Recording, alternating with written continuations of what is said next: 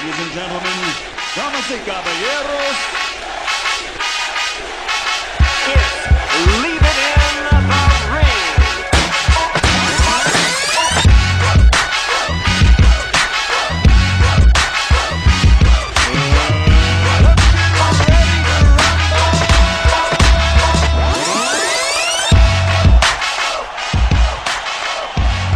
Welcome to another edition of the Will Be Blood Fight Show. I'm your host, Dave Duenas. What's going on, brothers? Okay, well, this coming up weekend, we got Vladimir Klitschko versus Eddie Chambers in a heavyweight fight over there up in, I believe it's going to be in Germany. It's not going to be televised. It's going to be streamed on the Klitschko website. So that's the only resource you're going to have to go check it out. I know there's other streams that you can go find and stuff. I just don't know the name of them. So you're going to have to do that. Now, okay, let's go into this. Vitaly and Vladimir obviously have to take any type of a challenger at this moment because there's really nobody out there for them to really give them a major challenge. There's no threat out there. There's nobody really honestly to even challenge them where you can bet against them, unfortunately. But Eddie Chambers, being an American fighter, got fast hands, fast feet, very elusive fighter, got great defense, but not a whole lot of punching power, okay? And being that I was on the telepress conference and I've spoken to him numerous times and I've met him, you get the sense that he understands that this is the biggest test and he's fighting by far one of the best heavyweights of our era, okay? Vladimir and Vitaly, I think if you put them in any era in boxing, they were definitely going to be a major threat because of their size and because they bring boxing skills to the table. Now, what does Eddie Chambers got to do in this match? Well, if anything, Eddie really's got to look at the people that defeated Vladimir, okay? And that's based on pressure.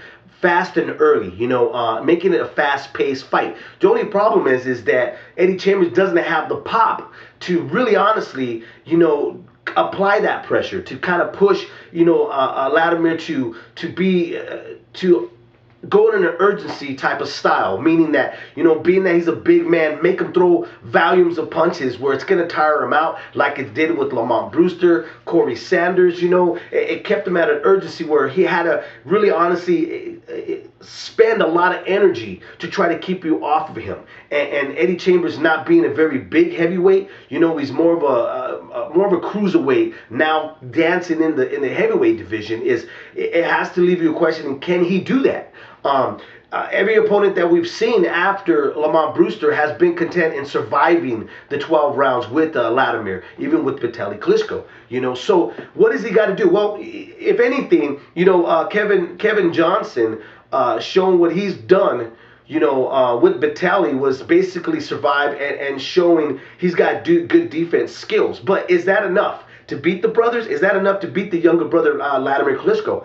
No, because Vladimir really honestly wants that type of a pace. He wants to be able to really honestly pick and choose when the momentum goes, and because it benefits him a lot more, being that he's a bigger man, I did ask a little bit about the holding. I don't think it really honestly it's holding. To me it's effective holding. Now, is it illegal? Of course it is. Anything like that is illegal. When there is not supposed to be any holding and embracing and stuff. But seeing that Vladimir towers over his opponent so much, what he does is, if you're a mobile type of fighter, which you're going to use fast footwork to try to get away from him, he's going to sit his weight on your neck and on your shoulders, which it puts more pressure on your legs because now you're squatting to stay up, okay? So it weakens you out, So Eddie's really got to avoid that. He's really got to make sure that he keeps the distance at him, able to pot shot and move out of there. The other problem I have is if he was to outscore him and really honestly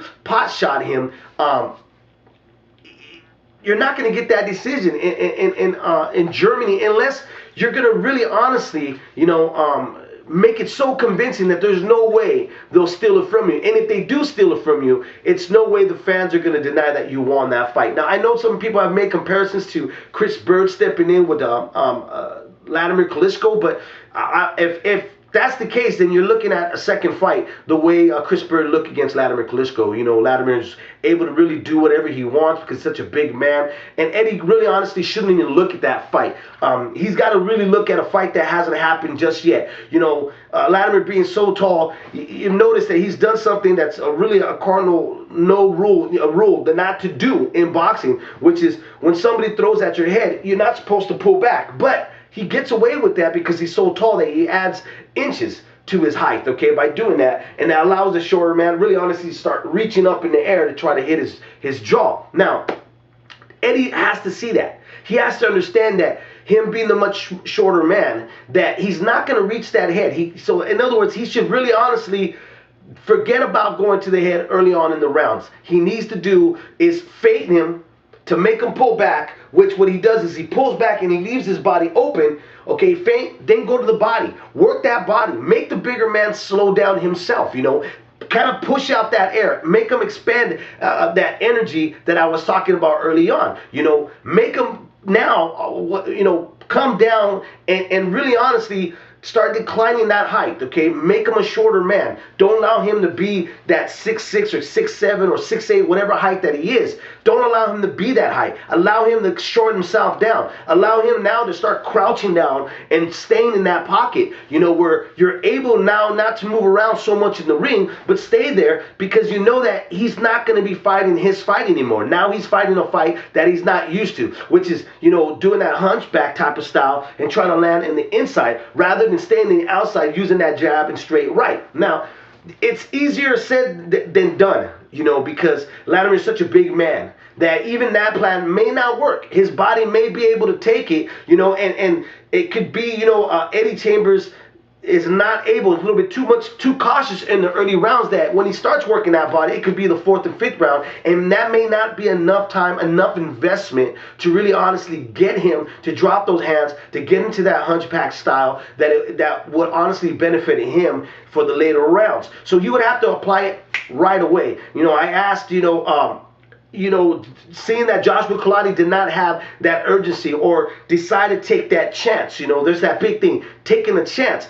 Is Eddie Chambers in his career, have you seen him need to take that chance? And nobody's ever had to push him to that limit.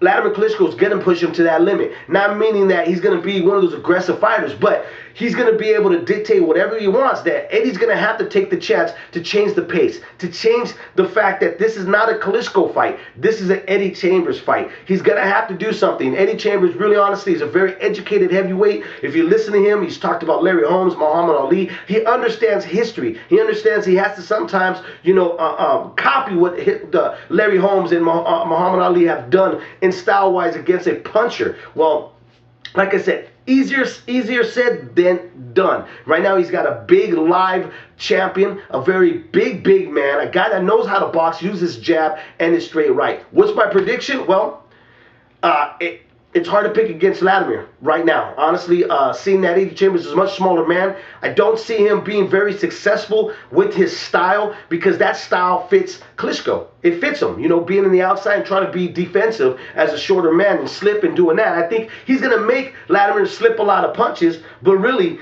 it's going to be a boring fight. And I'll be surprised if he lasts the 12 rounds because Latimer will drop that right, or he'll catch it with that short left hook that he likes to throw off of the jab, you know, and that already being said, Eddie hasn't really faced a big puncher like Klitschko. I mean, he's been in there with guys that are maybe 6'2", 6'3", but we're talking about a big, massive, athletic person here, a guy that really honestly can fight in the outside very well. It's been under the tutelage of Manuel Stewart, so my decision is going to go with maybe late stoppage or even unanimous decision for Latimer Klitschko in this fight. I'm your host, 97 Ruff.